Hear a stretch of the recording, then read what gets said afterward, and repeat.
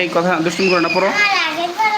ভাই আপনি কমেন্ট করছেন, এটা বুঝলাম যে আপনার মধ্যে পারিবারিক শিক্ষা আছে, কারণ আপনার কথার মধ্যে ভদ্রতা আছে। এটা খুব ভালো লাগলো, ধন্যবাদ ভাইয়া কমেন্ট করার জন্য।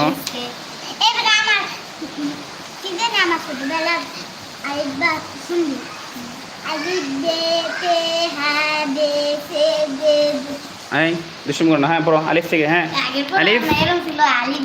না না, ওইটা তো তোমার আগেরকার যুগে আমাদের দাদা নানি দাদি তারা পড়তো।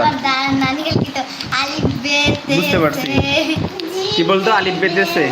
আচ্ছা আচ্ছা, সুন্দর মতো করো। আলিফ আলিফ আলিফে আল্লাহ, আলিফে আল্লাহ, আলিফে আল্লাহ। আবার বাতে বাইতুল্লাহ, সুন্দর করে বলতে হবে। আলিফে আল্লাহ, আলিফে আল্লাহ, বাতে বাইতুল্লাহ। বাইতুল্লাহ অর্থ আল্লাহর ঘর। তাতে তামারুন, তাতে তামারুন।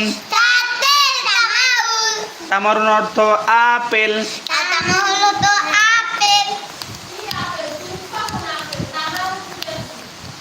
আচ্ছা যাই হোক, এটা আসলে আমি বুঝতে পারছি না স্যার। আমি ইয়াসিন আপনার স্কুলের ছাত্র ছিলাম, আমি পড়ব, ফোন নাম্বারটা যদি দিতেন। ইয়াসিন ধন্যবাদ তোমাকে, আমি ফোন নাম্বারটা ইনশাল্লাহ দিয়ে দিব। হ্যাঁ সুন্দর করে পড়ো, সুন্দর করে পড়ো। হ্যাঁ না এইগুলা পড়বো না। আলিফ থেকে আবার আলিফ বলো। আলিফ আলিফ আলিফ বা, বা সুন্দর করে পড়ো, আঙ্গুলটা পড়াতে। বা বা বা, তা তা, সা,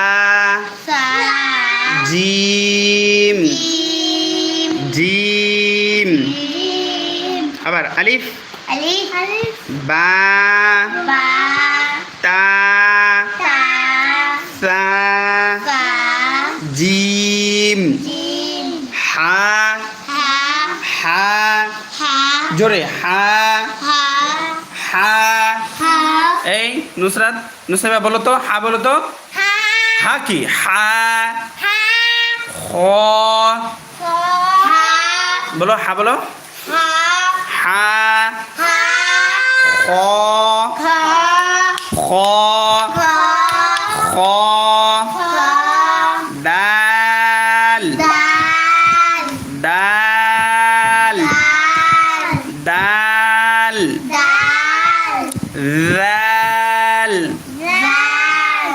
জাল জাল। তুমি শোনো তো এখন আলিফ থেকে। আবার বলো। আলিফ। হ্যাঁ তারপরে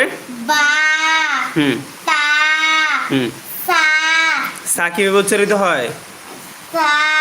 তাহলে আগের বার ভুল বললা কেন? বলো, আবার বলো। আবার তারপরে জিম। ইয়াসিন তোমার আমার নাম্বারটা আমি হামিমকে দিয়ে দিব, তুমি তার কাছ থেকে একটু নিয়ে নিও, ঠিক আছে? হা নিচে তাকাও। হা হা জোরে, হা খ খ খ দাল দাল লাঠি ধরে আসো। দাল দাল পরে আঙ্গুল দাও। দাল। হ্যাঁ দাল। আলিফ আলিফ আলিফ আলিফ বা বা তা তা সা জি